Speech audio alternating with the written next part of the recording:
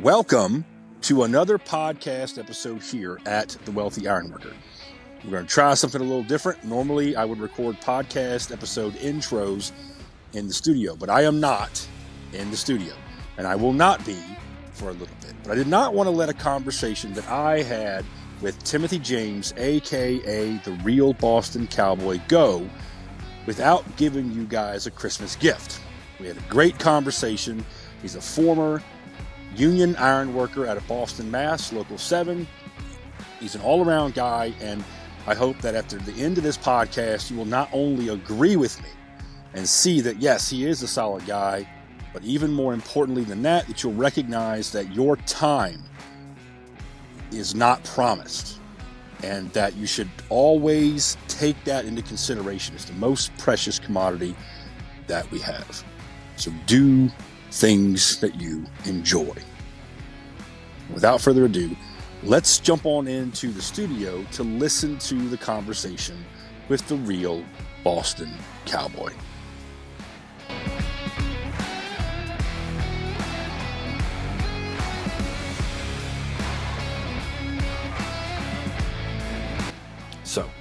So, all right, my man. Well, look, Mr. James, I really appreciate your manager reaching out, right, and wanting to have a podcast conversation. And so, welcome. Thanks, man. Yeah, glad to have it. Glad to be on here. Yeah. So, in her inquiry, she said that you were a former ironworker out of Local 7. That's right. Yeah, Local 7 Ironworkers. I got in. I was still 17 actually. I got in. My old man was an ironworker too, so I just kind of followed his footsteps, and he wanted me to learn a trade, and I was blessed to get in after a couple tries, but it's political, like anything, and I ended up working at an inside ironworker shop, grinding and welding and things like that. And then I got in the apprentice program, which was You said 17. So that's Cleveland, right? no, Local 7. But I was 17 years old when I got. Okay. I got you. Okay, so that was going to be one of my questions. Was did you grow up around a trade or whatever? But you said your dad was an iron worker as well, Mm-hmm. so he wanted you to learn a trade as well. Absolutely, yeah. So I would imagine then that you probably spent, let's say, a lot of your formative years early on. I don't want to say immersed in the trade, but you certainly weren't a stranger to it, correct? Oh yeah. I mean, geez. I mean, everything it's kind of a collective between my dad and my grandfather, my mother's father. Not on my mother's side, he was a. I hung out with him a lot as a child, and he was like a genius. He could fix anything, build anything. He was a long time, 20 years in the Navy. So it was kind of funny. Like it was almost between my grandfather really just just shadowing him and just hanging around with him for so long. I learned so many. I learned how to weld when I was 15, 14, 15, and I knew like a dozen knots by the time I was 16. So before I even got into doing ironwork, I knew, like, I had a good, I could read a tape grade. I could use a vernier. I could do all kinds of things that were like my peers in my class were just scratching the surface. So things came pretty easy to me when I got my apprenticeship. That's I'm just turning off my volume on my phone so that I don't have any unfortunate phone calls, because Mhm. the ringer can wake a dead person, and I don't want to be interrupted, in this great conversation. No, it's actually fantastic. So I'm 43. How old are you? I'm 44. Okay, so we're right there. We're Yep. contemporaries, right? And so how many years were you in the trade? 6 years. 6 years. Okay. 6 years. Yeah. I Uh, and I imagine there were probably 6 pretty good years. It was great. It's I learned a lot. I, I mean, 6 months into my apprenticeship, it was wild. Like I took to it like a duck to water, and I was a connector, and I was always in the raising gang, and then like a year and a half in, I broke in with I was just some really super talented guys, older guys, and they had me, before you know it, I'm like they handed me one of the the Razor Gang foreman would leave and for lunch or something. I have to go to see a doctor or something, and then he'd hand me the prints, and I would Hmm. take over, for a few, for the rest of the day, and I just was in a really good circle, a really great guys, and I think they saw something in me, so I was just blessed to be in that environment, and I was all in, and I loved it, so it's Yeah, cool. I was thinking about this earlier because I need to do I've got a podcast episode brewing in my mind, uh, essentially making some predictions for what I think the industry is going to experience. But one of them I think is going to be you're going to have people that are my age who've got 20 more years to give to the trade Hmm. are going to find a significant amount of, let's say, there's some potential for burnout, and some of those younger people they're going to be earlier and earlier as foremen and general foremen, and that's a blessing and a curse because they're going to lack the formative years of experience that you and I are, we're let's say cut our teeth in, right? I mean, Hmm. and it's going to be problematic long term.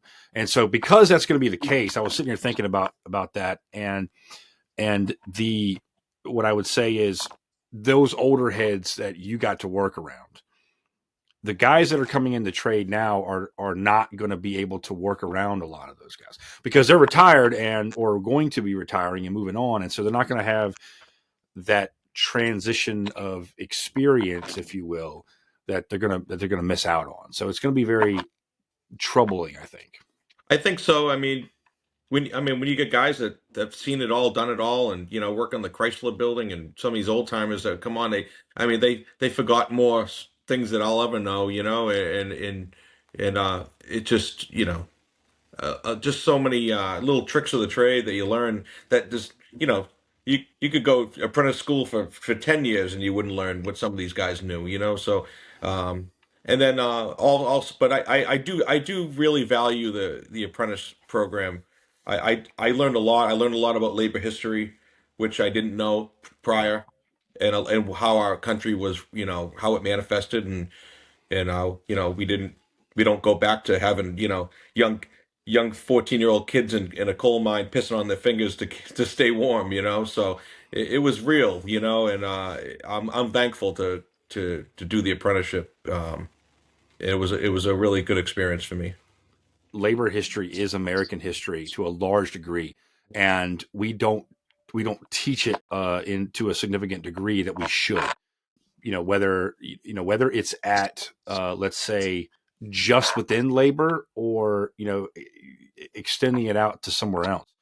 And I think that the more history that we understand, the less that we take for granted. Because, like you were talking about, there's a whole host of people who have no idea what it has taken to get us just to the point we're at, even with the losses that we've sustained Oh, right. I through agree. the erosion of worker rights and protections. From a labor perspective, there's a whole host of things that we've lost, and it's lamentable as far as I'm concerned. So it's I great to hear you say agree. that. Yeah, it's you know, just the fact of like, I don't know. I'm just gonna make a strong guess, because I'm a business owner, I'm still at work my hands every day, and you know, even from that time when I was in, I saw such a transition, like a wild transition. It went from basically, like when I left, it was like flip phones. Then it was very soon, not too Hmm. much longer. It went to the iPhones. Yep. I remember. Now today it's like it's a glorification to some level, and it's important that the unions don't break down the conditions, because even I saw some of that. Like, I don't know how it is, in your local, but you might remember, at that time around 2000, ironworkers didn't work in the rain. They just didn't.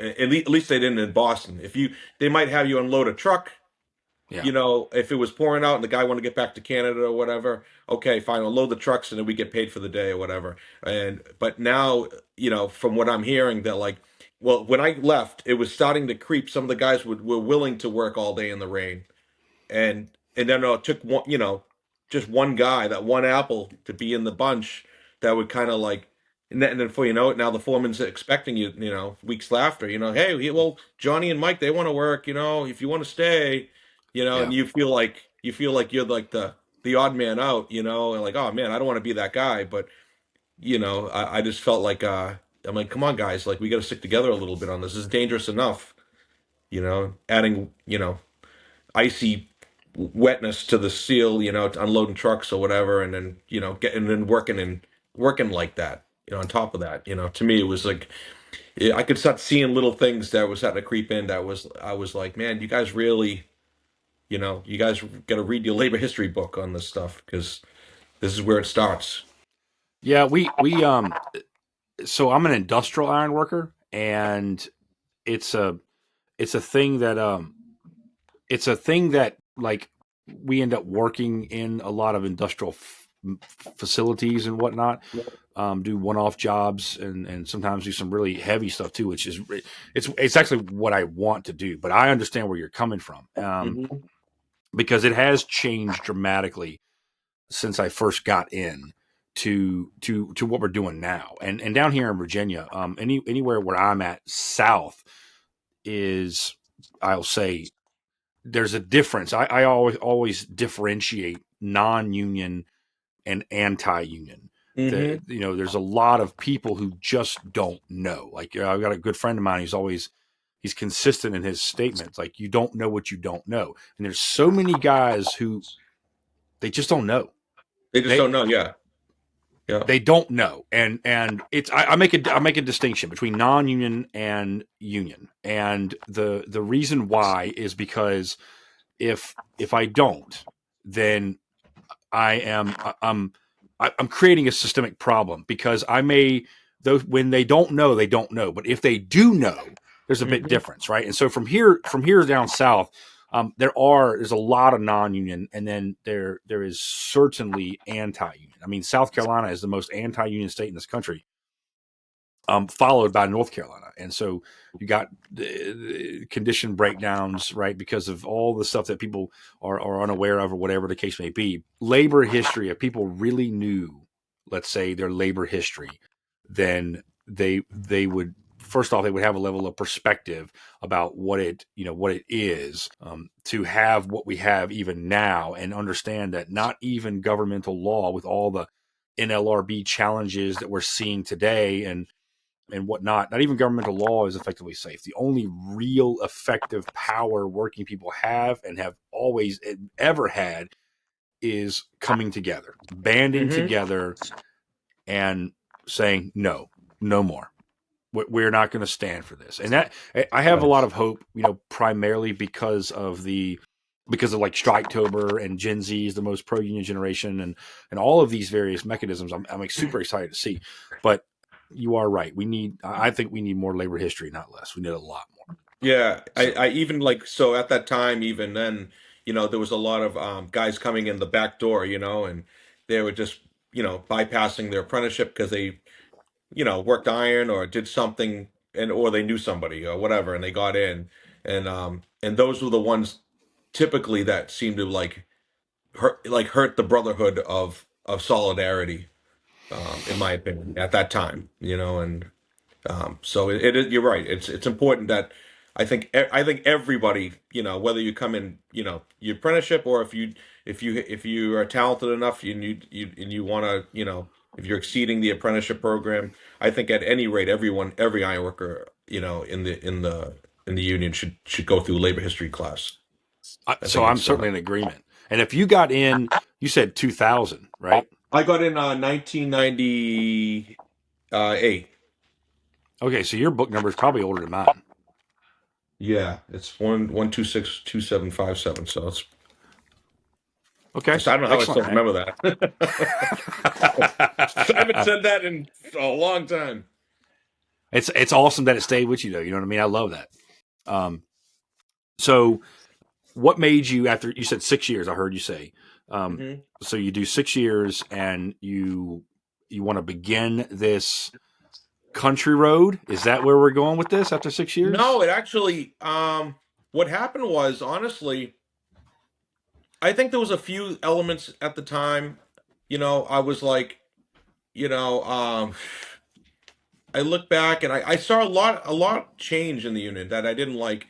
The thing that really bothered me. So I was a connector. So I, by the time I left, I was, I was running a raisin gang, and I was 21 years old. I was running a raisin gang, and I was working for a company for about. I finished out about a year and a half with the Stearns Corporation. And what happened was, and then I got back into connecting on another job, and the problem was to me was like, for me when I got in, it was like I just had to wear my tool belt and I could connect.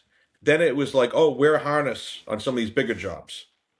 And then it was like wear a harness with a lanyard. And then it was like wear a harness with two lanyards. And then it was wear a harness with two lanyards, a beam walker, 3/8 choke is hanging. I mean, I had so many things hanging off me. I looked like a Christmas tree going up there.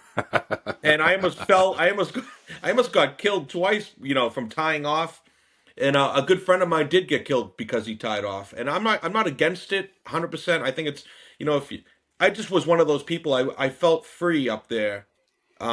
Just like if you go to the gym, you wear loose clothes, sweatpants. You want to feel loose. You feel good. It's hard enough carrying 60 pounds of stuff, and wrenches banging off you, and you connecting bar and a bolt bag and then a big beater and all that stuff, and then now you got to add all this other crap to it. So to me, it was just like it took the fun out of it for me.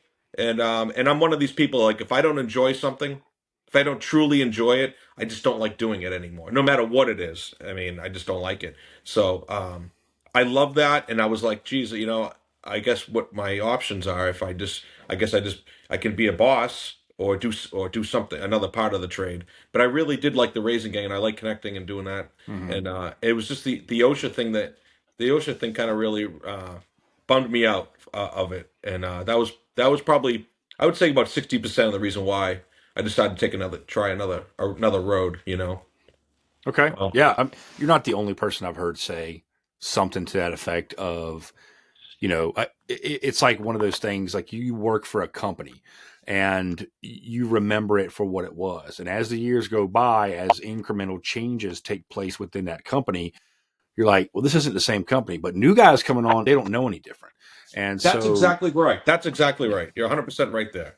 yeah. I They mean, just don't I know. like, They're like, oh, yep. okay, yeah, that's how we do it. Okay. And you're exactly right on that. That's literally how it was.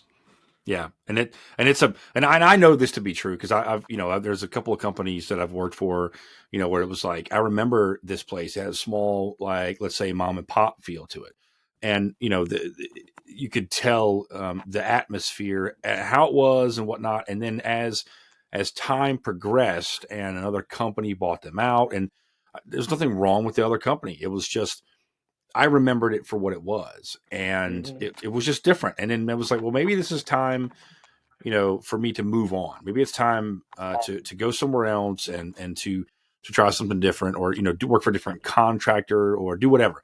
And the same thing, right? You come into the trade, and if all you know Hmm. is not a belt, but all you know is a harness and yo-yos and staying tied Oh, off 100% and everything like this is all you ever known, then it is what it is. it is But if that. you That's right. remember it previously, you're like, oh man, it feels like we've lost some of our former glory to a degree. And then you want to move on. You're like, maybe this isn't for me. You know what I mean? So I totally understand where you're coming from with that Yeah, it was and it happened quick, like I was in like a really sweet spot where like guys like didn't even know how to tie off. Like like the guy I broke in with connecting, he literally didn't even know how to put his harness on. He had no idea. He never put a harness on. He just never did, regard. because he was just known as the guy that he was a great connector in the local, and you just stick with him and do what he does, and then, oh, you're apprentice, probably throw it on, just if something happens. And then it was just one of those things. So many little things changed, and then the big dig happened in Boston. So they brought in a lot of new members, and there was just so much. it was a lot of things moving, and a lot of things going on at the time, and so that's yeah. But that's right. Like the young guys today, like I'll see it on YouTube, and some of these guys setting iron. They don't. You're right. They don't know any different. They just that's just what they. This is what you do. You know, and what even what the older guys are doing. You know, and to them, you know, some of the other guys that are in there. So it was just one of those things. It was just a change of order, I guess, so to speak. Yeah, and I try to tell the biggest thing that I come across with some of the younger people now is, and I routinely say this in all of the like OSHA classes that I teach. I'm like, listen, if I could give you, and I do give them bits and pieces of advice, but I'm like, learn the difference between being uncomfortable and being unsafe. Two totally different things. You know, like there are people, it's amazing to me, but there are people that make it through this trade, or even, first off, even that they entertain it. And I'm like, how are you an iron worker if you're afraid of heights? Like, Yeah. I get that we have, you know, I get that we have, let's say, different facets of our trade, and someone's doing reinforcing or whatever the case may be. But I'm like, how do you make it in this trade? And you are afraid of heights. I don't get it. So I'm like, listen, just because you're uncomfortable doesn't mean you're unsafe. And so, but you know, things change, right? That's right. And Yeah. we just kind of you know, navigate through it. Um, so how long have you been the real boss? Walk me through this whole the real Boston Cowboy. Because I'm curious, right? My daughters, they love country music. Okay. And so they were like, what's he song? And I'm like, I haven't, you know, I'm like, let me just talk to my man first, and then, you know, we can have this conversation. So Um, well, okay. Well, you know, same with like back to my grandfather when I was a kid. I would listen to all my grandparents' records all the time, and I was just I always felt like an old soul. I always listened to old music, old country, mhm. old jazz, and then when I was 17, I decided to pick up the guitar, and I immediately started writing music. I think it was like once I started learning a few chords, I was like, wow, I can like write my own song. I don't need to learn cover songs, even though I did a little bit, but I was more interested in writing and being creative. And then I've always loved music. Even when I was in Ironworkers, I was playing my guitar all the time, and I played some shows for the Ironworkers Union and all kinds of stuff. And I had a band. And then when I left the Ironworkers, I started a small construction company.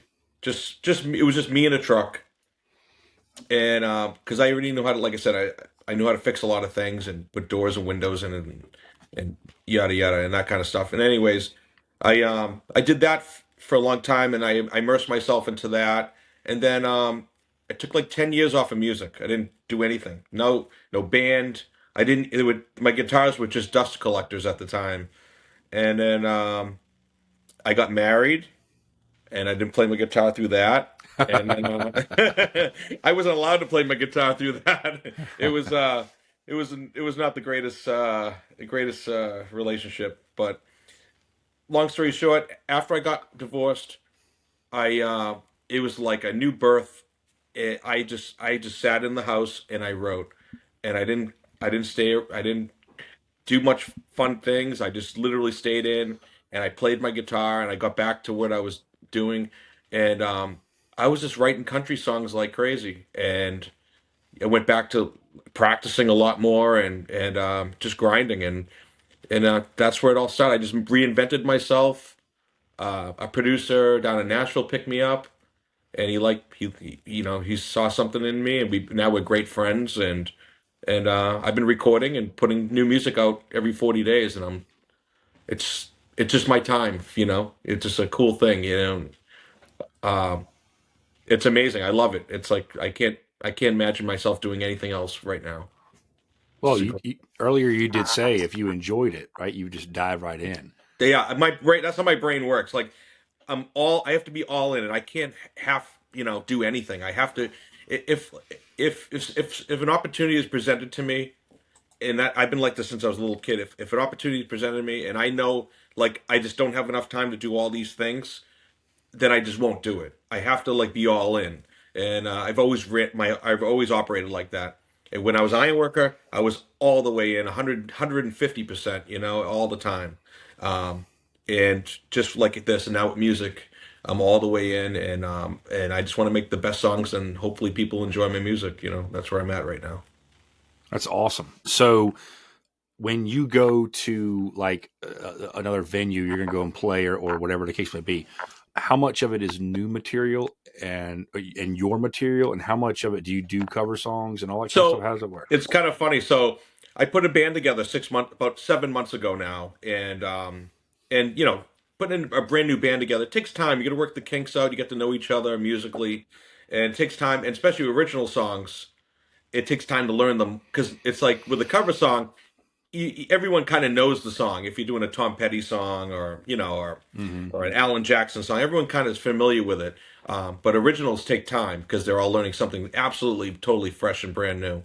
Um, so, I realized like if I'm gonna play out, starting out, nobody knows who I am. I have to learn songs that people will make them feel comfortable. So I had to learn a whole bunch of cover songs. So I would say I would say it's like 70-30. So 70% originals, 30% covers that I mix in. And I'm hoping that someday I won't have to do any, hardly any covers, and just focus on the original, all my songwriting, so which is cool. Yeah. So the the record guy that was down, it was Nashville, correct? Yes. Nashville. So he picks you up, or I guess I don't know if that's the right way to phrase it, but you guys get connected, hmm and is the how does that process work? Like, it's walk me so through that if you okay. don't mind. So if I had to so let's say I'm going to make a song, I would just you'd make a work tape basically, and I would just my acoustic guitar, and I would just sing into my phone. Could be anything. And they want it as raw as possible because you got to realize down in Nashville, the session players, they're the best in the world. Like any touring big, I don't care what genre it is. If you're a touring act, 9 times out of 10, you're going to have session players from Nashville. They're just it's the best of the best, the cream of the crop. It's like basically having a skyscraper, and you want the best A team raising gang in whatever city you are or whatever you're doing. You want those guys. So that's what it is in Nashville. These guys hardly ever make mistakes, if that, and they learn your song in like 5 minutes, basically. Wow. Yeah, it's unbelievable. It's wild. Like first time I went down there, it's like shell shock. You don't know what to expect. You don't know you just don't know how the session works and all that. And and you're just in a room, and there'll be session players, and then they listen as they're hearing the song for the first time. Me playing my guitar on acoustic, hearing it for the first time. They're charting it out. They're writing out exactly what they need to do as they're hearing it.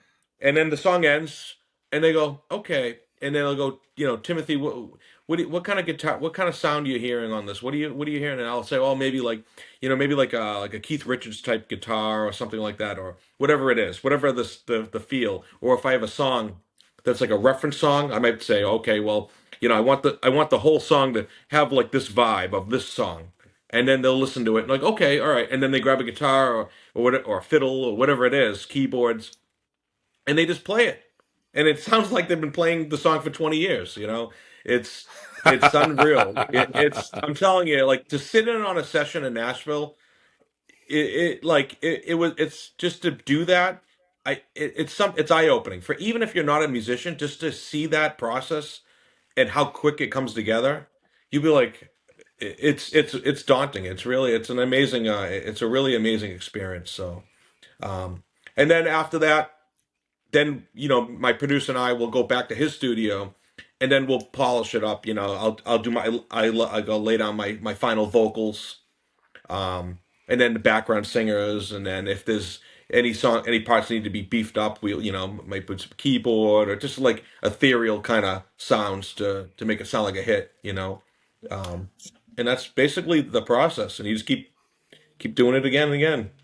So how did you get connected with the producer? Because I So assume he's down in Nashville, right? yeah, it's funny. I've been a fan of his music. It's kind of a funny story. I've been a fan of his music for years, and he's not a household name, but he's got a billions of streams. He's got so many. I think he's got over 300 songs in his catalog out there that people listen to. And I reached out to him, and I sent him a few songs, and he loved my music. And said, "Come on down. You can stay here. We can record right at my house." I said, "All right." So it just and the first session, I show up, and it's like Kenny Chesney's guitar player is there. He's playing on my stuff. It was just like surreal. It was a surreal moment, and I really got the Nashville experience doing that. It was just a really amazing time. It really was. So So, nerve wracking, I will say, nerve wracking the first time. I can only I mean, imagine, man. I think about it. mean, I'm a construction guy. I've been taking years off of music. I go through this crazy, awful divorce. I was in a really awful relationship. I get out of that, and I'm like a hermit. I'm writing, and then all of a sudden I get this crazy opportunity in Nashville to totally reinvent myself. And he's my producer Johnny Houlihan. He's been a blessing in my life. By in all respects, he's from helping with my image and everything, and just not just music. He's a force. He's a real force down there to be reckoned with, and it was I'm just so blessed that I got hooked up with him. I don't. It's I still pinch myself. It's an amazing thing all the way that, around. I think it's fantastic. But I can understand the nerve wracking part too. Like if I were to, let's say, even though like I'm sitting here and I can talk, I don't know how much of any of like, let's say the website you might have perused or whatever, like, or any podcast episodes. The overwhelming majority, I don't script anything. It just comes off the cuff.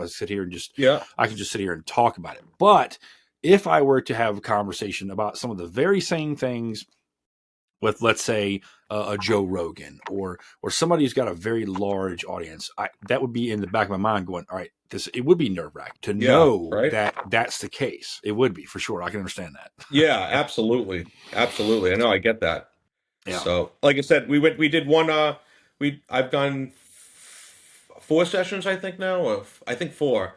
And like I said, each one it gets a little bit easier because I'm more comfortable in the studio now, and not everybody is. He's told me he's got some artists that just run out of the studio and they get upset at themselves or whatever, and or they get frustrated, and but I get good work ethic. I'm tenacious, and I'm there to work. There's no messing around. You're doing 15, 18 hour days, and Mm-hmm. so it's a grind. It's a grind, but it's an awesome grind to create something out of thin air. Yeah, I mean, 15, 18 hours, you're talking about carpe diem, seize a day. Like, let me maximize this opportunity Oh, that I have, right? So, yeah, kudos to I'm you for not understanding that.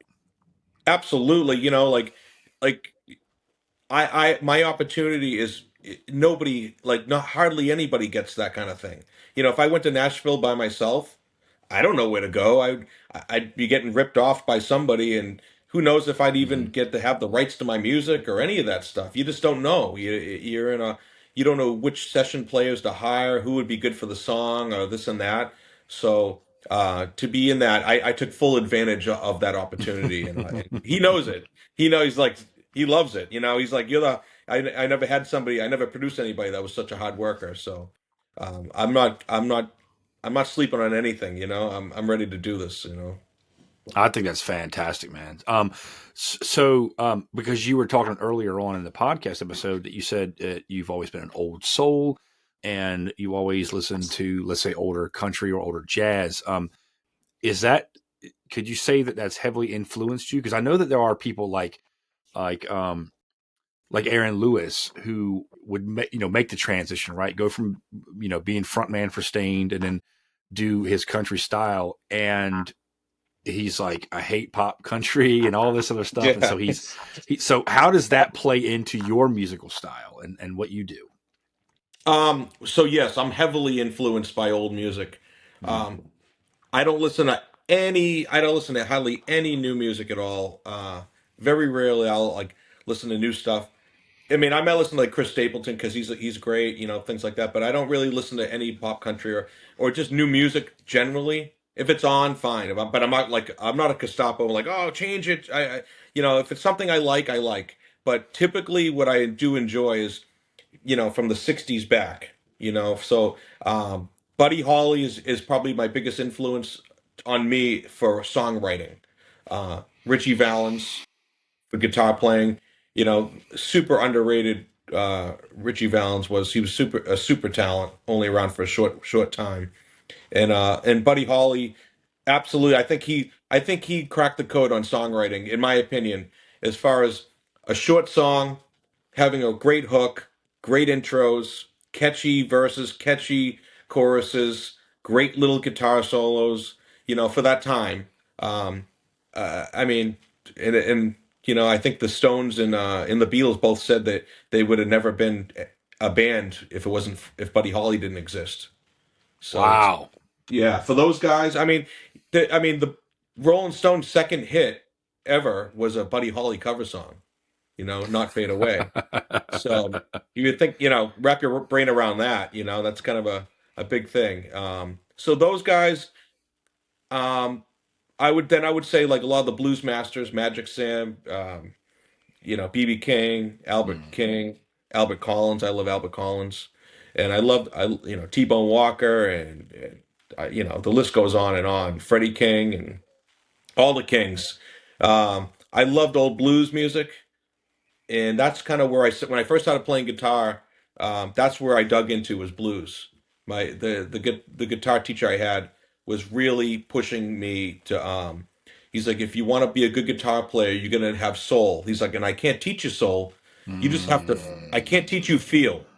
He's like, I can teach you where to put your fingers, but I can't teach you feel. So he introduced me to a lot of early blues, and I think that really helped me a lot because it taught me to slow down a little bit and not rush.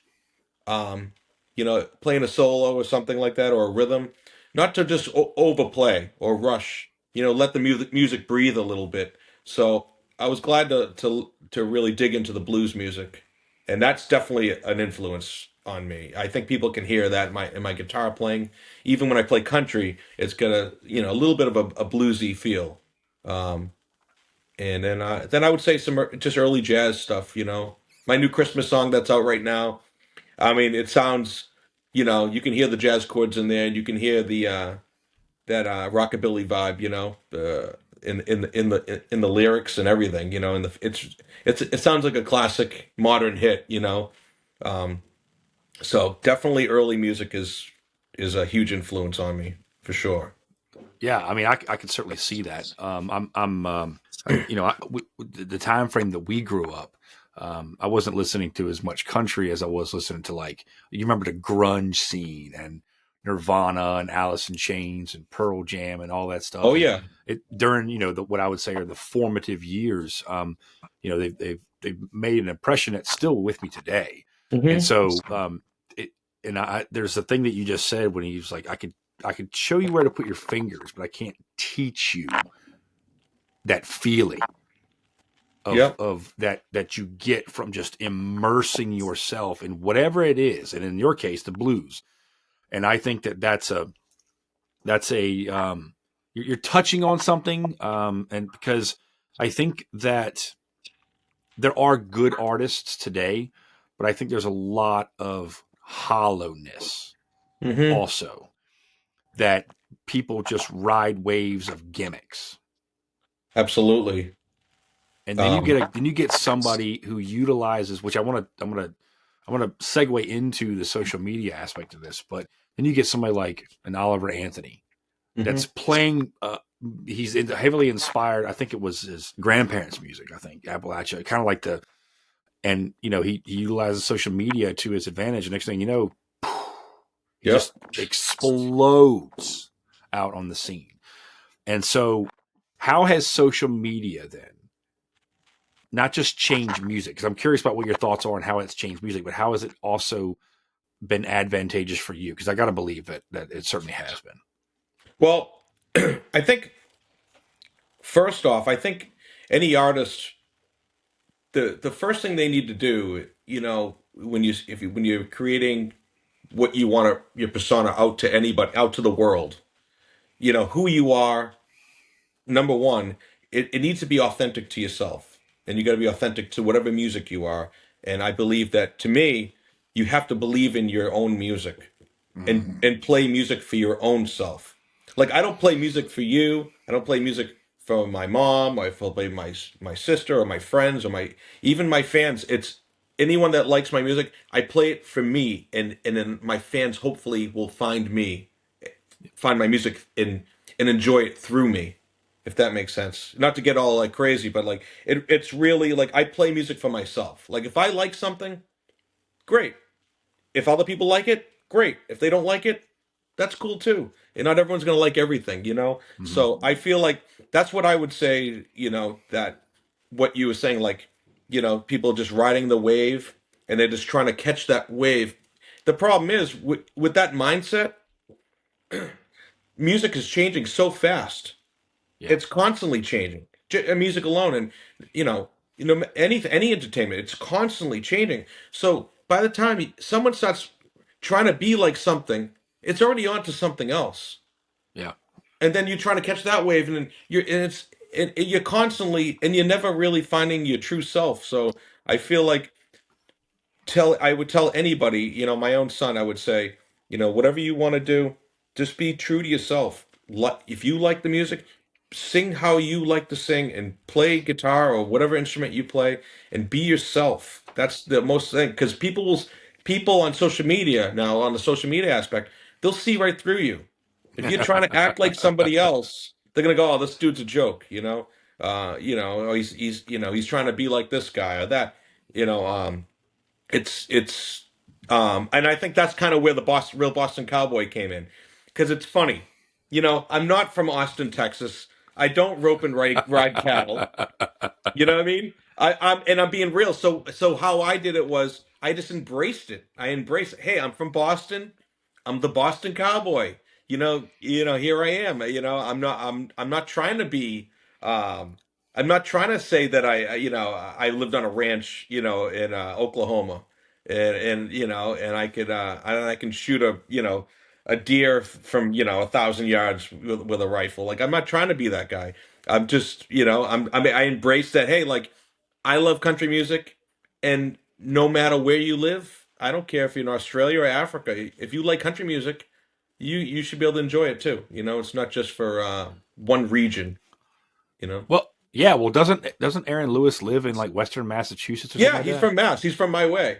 He's from right around here. So there you Yeah. go. It's Yeah. I mean, there's a couple things that you touched on, right? You're talking about just doing it for yourself. And I remember listening to one of the podcast episodes that Joe Rogan was talking about when he first got started.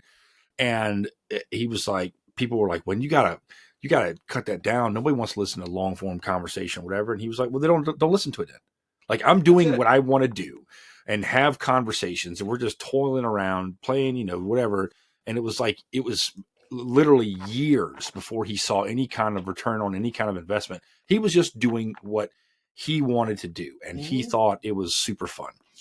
And it obviously has turned into the largest platform on the planet. But Yep. um, the other thing is to, like, you made it, to be real or be authentic. Like, whatever it happens to be, whatever it is you're doing, if you're just doing it to be authentic, then, like you say, people won't go, that dude's a fake. He's full, Yeah. he's trying to be like this person. I am who I am. I'm comfortable with it. Not everybody's going to like me. And when you get to Hmm. that point of learning that principle of not caring what other people think, it's a very freeing perspective and thought process. And so, I tip my hat to you, sir, because it's something that other people need to really learn. Yeah, and that goes with anything. Just like, I don't care what you Absolutely. do, Yeah. just be true to yourself. Don't try to be anything you're not. And because you only go around one time, and it's a blink of an eye. We're here such a short time in this world. Yeah. So why not just, it's so much easier just doing what you like to do and being yourself, and that's it. You don't have to put on a persona of anything else. It doesn't. It's never, and you'll wake up one day and you'll be like, wow, I don't even know who I am, with that mindset. So that's how I roll, and I hope maybe after this podcast, people will indoctrinate that if they ever were on the other side of the fence, not really sure what they should be doing. Do what you love. That's it. Use for me. That's like using the talents that I feel like God has given me in Hmm. the certain area and go, okay, well, I might be heavily influenced by, or interested in this or this or this, but that's not me, right? I Hmm. derive entertainment from this, but that's not me. But there's a biblical principle that lives rent free in my head, right? To him who has been given much, much more be required. I have I've heard multiple people tell me like you should do a podcast because the way that you articulate and explain things and help people. I'm like, okay, fine. Maybe I need to start a podcast then. And it Hmm. turns out that it's an extension of the website. And there's a lot of people that I think can really benefit from this stuff. I enjoy doing it. And so here we go. But if I absolutely loathe doing it, why would I continue? Yeah, it doesn't Why make would I do sense. that? It doesn't make any Your sense, right? Yeah, your efforts are better elsewhere, doing That's right. something else. I feel like I was put on here. I feel like God put me here to help to serve others. I like helping people. I don't want anything in return. And for me now I'm in this opportunity where I get to like move people, not just people listening to my music, but the stuff that really drives me is when somebody is moved by one of my songs. Mm. Like I had a song called "More Than You Did," and it was literally about the breakdown of my marriage, my short marriage, and the music video went kind of viral on YouTube, and the messages I got. I mean, if the messages I got that people related, it was that's the stuff. That's the stuff that makes me stay in all weekend and not go out with my buddies and have some beers. I'll write, and focus on writing more things that'll people can relate to, that through my life, my actual experiences. So it's Yeah. it's a Yeah. good thing, man. It's a good thing, and I'm glad you're doing exactly what you love, because it's not there's a lot of people wake up every day and go through the motions and spend a whole career doing something they despise all day, and I feel really bad for people that have to wake up every day knowing that they just hate, or they feel stuck emotionally into whatever they're doing. It's not the answer.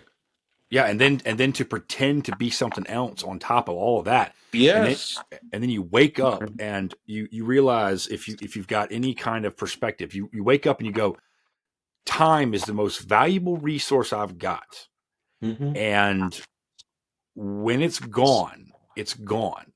And I wasn't going to talk about this, but I'll just kind of briefly mention it. Hmm. So I haven't dropped a podcast episode since like the very last of October, I think, because the very first part of November, my 24-year-old son passed away, and Oh, and so sorry. so I've got to like process grief and all that comes along with it, and so I thought I prioritized time before that, but now I really understand just how precious a commodity it is because I don't have any more with him, and Hmm. so this idea that you're hitting on something that I really want to drive home to people who might be listening to this is that level of authenticity. Like you don't have enough time, and so many people spend enormous amounts of time trying to be something they're not. Hmm. Instead of just being comfortable with who they are and where they're at in their life, they try to be something else. And it's like if you're not getting paid to be an actor and you don't really enjoy it, why spend an enormous amount of your time doing just that in everyday life? Makes no sense to me. That's So exactly kudos to right. you for finding that path and being able to make something of it. Yeah, I appreciate that. I will say, anyone listening to it, it's okay, to use a career as a stepping stone to get to your ultimate goal. Sometimes your micro successes become your ultimate success. So I, Mm-hmm. I will say, like, you know, sometimes you have to, okay, there's my prize, and that's what I want to do, but I just don't have the means to get to there yet. But so I'm going to do this to navigate to it. Mm-hmm. It's just like, but I feel like it's like to me it's like a ship, without a destination. If the ship with no GPS just going to float around the ocean. It's going to bump into some islands and bump into some other boats. But if you got a definite point, you're going to get there. You know, you just got to keep striving for it. No, that's awesome. So what artists would you like to collaborate with, if any? Oh man, uh, so many. Um, I'm a big fan of Chris Young. I'd love to do something with him. I think he's just. I love his music. For more modern guy, even though he's been around for like now almost now 25 years or so. I love Chris Young. I would love to do something with him. Um, you know, just because I just love his music. You know, I don't know if I would be able to add anything really anything that he couldn't do, but it'd be a different at least one of my I think I could put something in like I think I could do something with him that would like through my songwriting. I think he would like some of my songs I wrote that would be like right up his alley. Hmm. Other than that, there's a lot of artists I'd love to. I mean, I'd love to collaborate. If my ultimate collaboration would probably be George Strait or Alan Jackson, because those I love those guys and they're legends. I mean, that's just like that's the top of the bucket list right there. You know, Hmm. to get together with just be in a room with those guys. You know, would be you know amazing. Um, Beyond those guys, I would say Aaron Lewis would be another one. I love Aaron Lewis. I love his country stuff. Yeah. Um, and him being a northern boy like me, I think it'd be kind of cool, be kind of a Yeah. cool thing, you know, to Yeah. do something, you know, with him. And who knows? You never know what's in store for anybody. So who knows that maybe that might be something that could actually happen someday. Who knows? But he'd be somebody I would love to collaborate with. I mean, there's a lot. I mean, Chris Stapleton. Yeah. Yeah, I can understand. There's a lot of people that I would love to, let's say, interview. I should have no shortage of podcast guests Right. because based on whether or not I'm interviewing apprentices, or very soon I think I'm going to begin to roll out having conversations with contractors and business managers and essentially spread out into the industry, and then just ultimately stay trades focused, but also hey, look, I'm gonna have a conversation with anybody, right, about anything that they want to talk about. Let's talk. You Hmm. know what I mean? Because I don't think we have enough, and like, not to sound the siren about Joe Rogan so much, but like, when you put out a podcast episode that's 3 hours long and 10 million people listen to the thing, there's clearly a market for that. So, I Absolutely. totally understand on let's say the collaborative dream, if you will. There's some people that I would Yeah. love to have a conversation with. Absolutely. I mean, who wouldn't want to just talk to Joe Rogan or even half the guests he has on? I mean, he's got the cream of the crop, you know, Yeah. most interesting people on the planet, you know, from Jordan Peterson to, you know, movie stars to the president, you know, like just Yeah. amazing. Yeah. I mean, just like it's wild, you know, Yeah. And if you get on there, whatever your platform is, it's just going to increase exponentially oh my just from that goodness. exposure right there. So, um, 100%. yeah, it's fantastic. So, bucket list there, right? So, um, Absolutely. so do you see social media use increasing for you? Um, so what do you mean, like in as far as like more people seeing me or like learning about me? Yeah, Yeah. I mean, so I started my Instagram a year ago and I have like we hit 44,000 followers today on Instagram. Awesome. Um, and I would have been happy, honestly, Rusty, I would have been happy with I thought like in my mind, I think I even told my producer about that. I was like, you know, maybe I'll have like 500 followers, you know, in a year or something. Hmm. I really thought 400 or 500. I would have been like, that would have been happy. So everything musically right now, uh, is just icing on the cake. Like it's like exceeding anything I've ever thought. So I'm just, I'm just glad my music's connecting with people and people like my content. And And that's the other thing. You have to be a content creator today. You can't just make music. You have to do a Yeah. lot. You have to be able to act a little bit. They want to see a little bit of your style, and how you dress and how you act and how you conduct yourself, and then they want to know about your everyday life too, on top of just music. They want to know you, and so it's that takes a lot of time to put it together. Um, it's a lot, and you gotta keep it going, because you're not just it's funny. You have to please an algorithm. You're not just getting. It's like cool. Hopefully, the AI machine will like what I post and they'll show it to people. Because I worked 3 hours on this reel. Something like that. So it's um, but that's I mean, we've never lived in a time like this where 25 years ago, what do we have? MySpace. Yeah, there was nobody really watching that. But even before that, there was.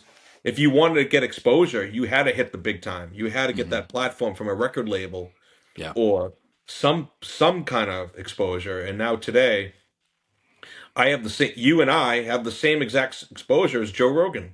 Yeah. We're allowed to. We're allowed. He can post something of him, doing an ice bath, and I can, and post it on the same, thing. I mean, obviously he's got more followers, but we've never had the 11 even playing field, so to speak, for anybody to post whatever they want for anybody to see. You never know who's watching.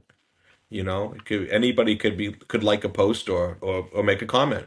So you just never know. So it's kind of a cool thing, but it's also throws a lot more. You know, geez, if you get a you get a girl in her underwear on Instagram, she's got hundreds of thousands of followers, and I put my heart and soul on a freaking song I wrote, and oh man, it's like, man, this is crazy, but it's just how it works. That's the rub, man. And it's one of those things like, and this is probably what I'm going to be focusing on going forward. Is I'm going to do fewer long form podcasts, at least for the next couple of months. I've been meaning to do this, Hmm. but now it's kind of been like given a violent shove because I haven't put out a podcast episode in a while. Is just do like, okay, let me take the content I already have and do shorts and clips and things out of it. And then, because that's where you really can go viral. Yeah, If I'm just yeah. doing long, and that's where I fall flat, is that I'm doing a lot of really important, I think, long term stuff that a lot of people need to hear, long form content. But I need to up my game to a significant degree, and it's like you say, it does take time. I mean, it does. As a matter of fact, I was just watching a YouTube video yesterday. As a matter of fact, because this Blue Yeti microphone that I use, I've had it for a whole year and a half, Hmm. whatever. Nothing wrong with it at all.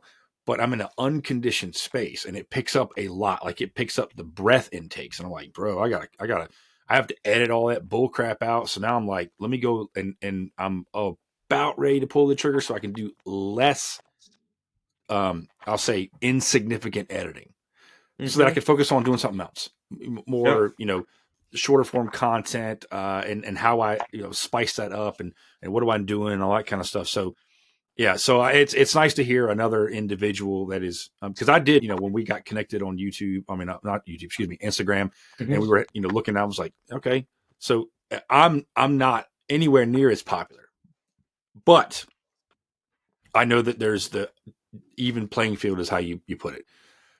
The ability to go viral is amazing to me, It is. and all you have to do is have either the right song, or the right sound bite or the right time at the right, and next thing you know, you're famous. And you can't figure it out. There's like my son. He's so I help at a boxing gym, and my son he's been boxing since he was 5, and he's 11 now, and he's really talented. But I made him an Instagram, just to get him that leg up, so when he gets old enough to start using his phone, he'll have an Instagram with a little fan base. So whatever he's interested in, I don't care if he's selling T-shirts, whatever he wants to do, he'll have a little fan base. And I was posting his boxing, in just like 30-second reels. And some of them I put a lot of time and put music in there, and I kind of did what I do. And the kid goes viral on something that happened in my backyard. It was like he made it was a joke. It was just my friend came over holding the mitts. He wasn't even holding them right. It was just my son missed and he made a mistake. It was just a nothing 12-second thing, and the kid goes like 1.5 million views. It was just like, how the hell did this happen? Like, unbelievable. I mean, if you saw it, it was nothing. It was just a nothing post. And I woke up the next day. I'm like, what the heck, And kid's account was going crazy. And I'm like, you just don't know what's gonna hit. I've put a lot of time into some things. I'm like, this is really funny, because I like humor. I like to put a lot of humor in some of my posts, and I'm like, this should hit. People like this, and get 50 likes, and then I'll do another one that I didn't even put any time. It's just me talking about something, and you get 300 likes. So there's no rhyme or reason. You just don't know, but you You know. never really know what's gonna jump off. So I have always continually been unsuccessful at keeping one-on-one conversations under an hour. And I'm looking at my timer. I'm like, nope, it's not going to happen this time either, because there's there's always an exchange of really good information. But I definitely don't want to end the podcast without asking you about the one specific song that your manager mentioned in the interview. Walk me through that one. You know what I'm talking about. Yep. So walk me through the creation, the genesis of it, and where, and how that conversation with the international, how that all played out. I want to know about the Okay. whole thing. So basically, I wrote the song in 2019, and I wrote it in my living room in 2019, and I there's one part in the song there's this guy named Red Dog, and he's an iron worker. That's his nickname, Red Dog, and that's where that, like, and there's one line in the song, and it says, "I have a red dog face." It was meaning, it was a double meaning. It was like, naming him, but also, your sun beat from the sun, working out, it could be August, and I wrote that song after my old man passed away, and losing my old man was like a very heavy thing, like as anybody would lose a parent. Him and I worked together. He wasn't just a father and son. We were like buddies. We Yeah. took the train together into Boston. We worked in the same raising gang. He's hooked on for me, and I was running the raising gang. I'd be connecting, he was hooking on at times. We were side by side. If he got laid off, I asked for a layoff. I just we just stuck together, it was just, I was just so happy to have a dad, for one, and then being able to work with him. It was such a cool experience, just side by side, best buds working in town. And so I wrote that song called I wrote a song called Ironworker Anthem. I wrote it in about 5 minutes, and that's usually when I get inspired. It doesn't take much for me, and Yeah. once it hits me, I can't get the words out fast enough. I mean, my hand won't can't write them down fast enough Mm. as what's in my mind. And I wrote that whole song out, and I played it for a few people, and they loved it. And then, like I said, I ended up getting married.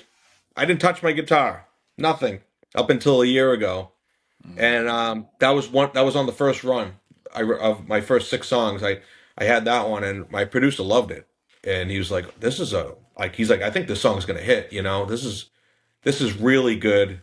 And it what's cool, it's basically about ironworking, and there's nothing about, and I wasn't thinking about it at the time, but looking back now, like, there's not a song out there that's really about ironworking. People, they might put it like an AC/DC song backtrack in their reels, or they might pay, I'm a hardworking man by Brooks and Dunn. That Yeah. you hear that one sometimes, but there's nothing about actual ironwork. There's not, it might be construction. I don't know of any. I don't know any songs, but and so I'm just so excited to release the song, and it's like actually paying homage to Ironworkers Union, and and now anybody can use it for, like, even for, like, it doesn't matter, anyone working hard in that environment.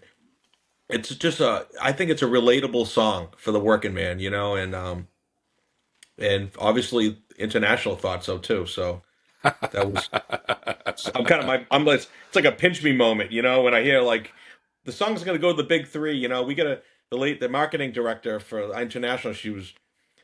super nice lady, and she basically she heard the song and she's like, we get pitched about a song a month here, and I've been here a long time, and she's like, I never felt like I needed to bring a song up to the big three, the three wise men, that are gonna make say yay or nay. And Yeah. she's like, this song's it, and it was it's just a really cool thing.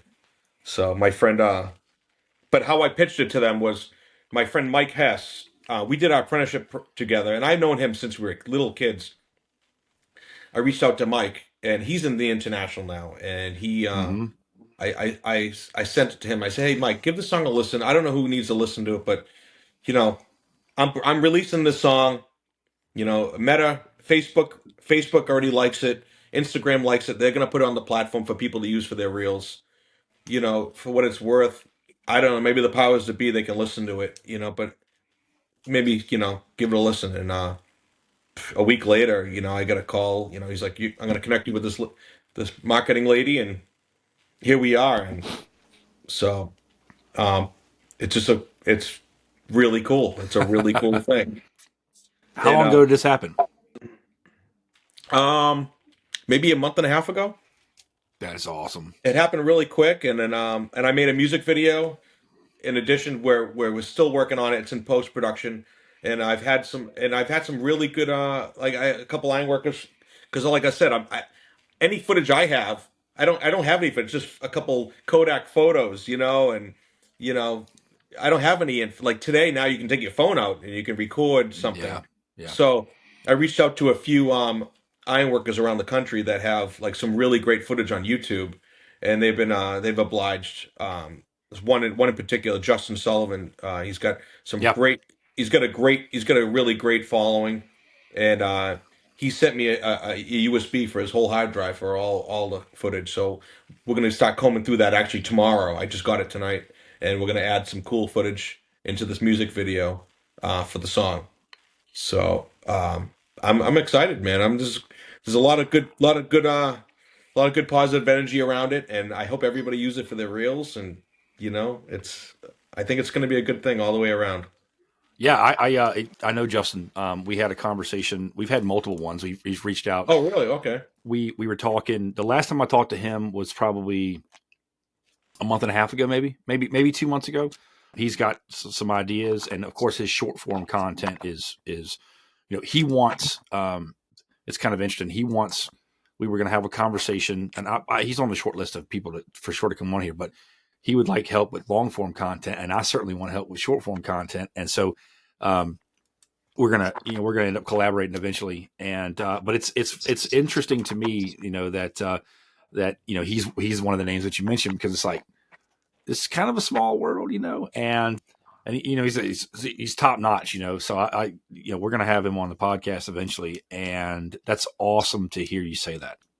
Do you make your reels directly on Instagram, like through No, the Instagram, or no. what do you use to do yours? So my sister quit her job when she had a baby, and then now she works for me, and she works for me part time, and so she makes a lot of the reels. So a lot of the really cool ones. She thinks I make great reels. She was saying today, and I'm like, I don't think so. I think she makes all the good stuff. But I use a couple. I use Video Shop, which is one. That's a I like it. It's just really easy to use. Um, and I started digging in. I downloaded one called CapCut, and that one I'm starting to dig into. And that one has some really cool things, really cool effects, video effects. Not like video shops. Like if you just want to if you want to cut in photos or cut in media, whatever it is. If you just want like bare bones and keep it simple with some easy transitions, it's very user friendly. Um, and but CapCut is like throws a lot of crazy stuff on there. So you could almost dump it onto that and do it again type thing, and make it really exciting, so I use that. Some reels I will make on Instagram. I'll like, record myself, and then what I'll do is I'll just dump all those onto Instagram and use their effects. They have basically all most that you need. It's actually a surprising amount of filters and effects and Mm-hmm. transitions they have. You can add your voiceovers on Instagram. It's pretty cool. I mean, some things aren't kind of cheesy, but some things are really good for what it is, you know. So I'll make some things on Instagram, but any of the real stuff, I'll take my time and do it on Video Shop, and Video then shop. Okay. sometimes I'll send it to my sister and she'll just clean it up and make it even better, you know. Put some cool text in there or things like that, pop up things. I don't know how to do all that. I'm in construction my whole life, so I'm a little archaic with that, but I get around it, you know. That's awesome. I end up using DaVinci Resolve, CapCut. My 12-year-old daughter, she would play. We don't do phones for the kids, even Yeah, at 12, because yeah, they need time to be a kid. I And believe that too. yeah, so we don't do that. But right, she'll have an older phone that she'll record stuff on, and she'll like mishmash stuff on CapCut, and I'm like, they just pick it up so easy, and Oh yeah, it's crazy to me, man. it's yeah, I know. And I'm It like, is. unbelievable, how well versed they are as opposed to us, and I tend to think that I'm not like the older heads. I don't run from technology, but it's like the job site. Music, like you said, music changes so fast. So does technology, and the things that 25 years ago we were accessing the internet via dial-up, man, and Absolutely. I remember I forgot. I remember I like had to do an estimate. Like after I got on the iWorks, I had to do an estimate, and I did. And I like normal now today. I just open it up on my phone and my email. I yeah, had to drive half hour to my house to go print it out. And then I had to go print out my MapQuest so I could get to the freaking house that I had to go to. I mean, it was like that's just what you did, though. yeah. Things were just a little bit slower, and you just booked your time to that. So now today it's just faster and faster and faster, and so it's easy to get caught up. I work very very hard now to stay in the moment. I try to enjoy my cup of coffee and Yeah. actually enjoy it. The phone's there. I can do that in a minute. And just try and be in the moment, or if I'm talking to somebody, try to be real present. Because it's easy to get distracted. I think um, that's a that's such a fresh, wise perspective for you to say that, because it's like I'm starting to I think here probably in the past couple of years, it's like tomorrow has enough trouble. Let me just enjoy the moment today. Like Hmm. I know that I'm gonna have to deal with that, and I know it's gonna be a bear to do it. But let me just enjoy the moment that I'm in right now. Hmm. And that is very wise advice. I'm going to make a short with that right there, because that's wise, man. Like, just enjoy the moment that you're in. Don't let the anxiety of tomorrow or the problems or let the past Yeah. ruin it right now. Enjoy that moment that you got. That's right. You can't fix that. You can't fix tomorrow. It hasn't happened yet. And you even though you know what's coming, you just at the end of the day, you still have to go through it. So Yeah, yeah, why not, you know, enjoy your meal or enjoy that movie or write something or whatever you enjoy doing, or if it's just work, be in the moment, like I tell people, like, I have employees and stuff, and I tell them, you have to be here for 8 hours. So why not embrace it and just do your thing and make the best of it, instead of thinking about all the other things and your girlfriend and all your problems or whatever. It's you got to do this, so do it and make the best of it and be the best you can be at it. So that's what I that's thought of.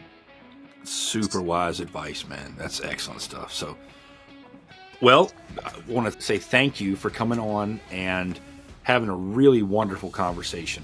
I think we need to have more of these. It just so happens that we're iron workers, and we had a great conversation. But I want to say thank you for coming on, and to wrap up this podcast, where can people find you? You can find me on my website, www.therealbostoncowboy.com.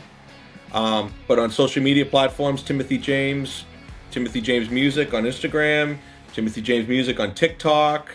My brother-in-law Timmy runs. His name's Tim too. He runs my thread, my X account that I actually never even been on before. He runs the whole thing, so I don't even know how to get on it. But he runs my whole account there, and so I'm everywhere. I'm not hard to find. I'd never make it if I had to go on the run. So Timothy James Music on Spotify. Yeah, you can find all my songs. So I'm easy to find on the internet. everybody, if you're listening or watching, depending on how you consume your content, check them out, man. And thanks for coming on, brother. I really appreciate it. Thanks again, Rusty. It's been a pleasure, and I hope to see you again. Yeah, you will.